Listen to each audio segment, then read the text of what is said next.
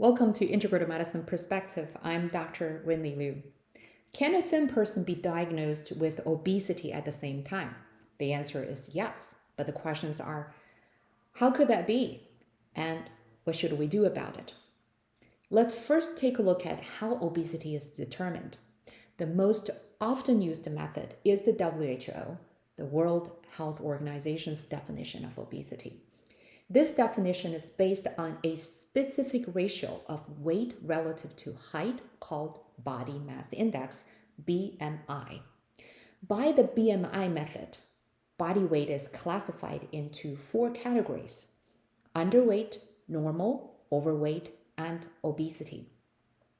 If you know your body weight and height, you can easily calculate your body mass index by this formula: weight in kilograms over height in meters squared.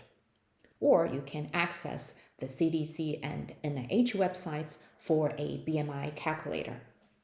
A body mass index of 30 and above is classified as obesity. The BMI system is very similar to how we size our clothes. If a person's body mass index is 19, that person likely wears US clothes size 0, then how could that person be obese? That is because the real definition of obesity is an excess of body fat, not an excess of body weight. It is defined as body fat more than 25% of body weight in men and more than 30% in women. However, body fat is way more difficult and expensive to measure than body weight. As a result, this relative weight to height index, BMI, becomes a practical surrogate measure for obesity. It is now widely used in clinical practice as a measure to gauge obesity.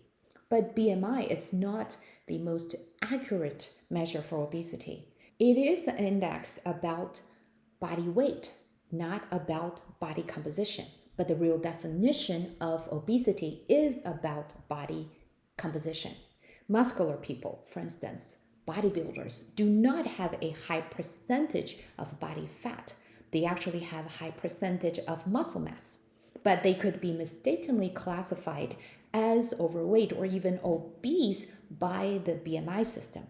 On the opposite side, the diagnosis of obesity will be missed by the BMI method in thin people with high percentage of body fat and very low muscle mass.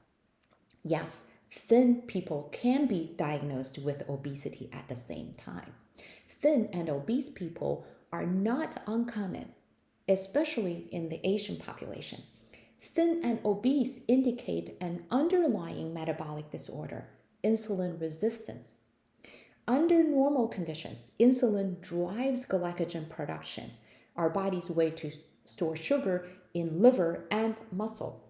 But in the case of insulin resistance, the body's ability to store glycogen is low, so the body redirects the sugar to form fat as an energy storage. When fat infiltrates liver and muscle, the body's ability to store glycogen decreases even further. This vicious cycle will make insulin resistance even worse. The best approach for thin and obese people to correct the underlying insulin resistance is by performing muscle building exercises. These exercises not only increase muscle mass, they also decrease fat mass. Muscle is one of the major sites for glycogen storage. If the body's ability to store glycogen increases, the body's ability to handle sugar energy improves. In other words, insulin resistance decreases. Of course, this physical approach should be accompanied by appropriate dietary adjustment so that the diet does not overwhelm the body's ability to store sugar. In addition, the diet should provide adequate protein and balanced nutrients to support muscle formation and metabolism. In summary, a low or normal BMI does not exclude obesity, and a high BMI does not necessarily confirm obesity. That does not mean everybody needs to go under a machine to measure body fat.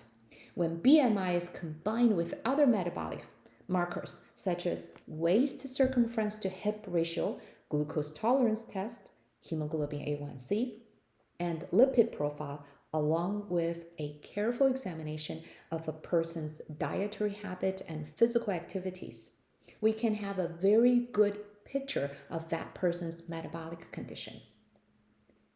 Thanks for watching. Please leave comments and questions. For more integrated medicine topics, please subscribe. I will see you soon.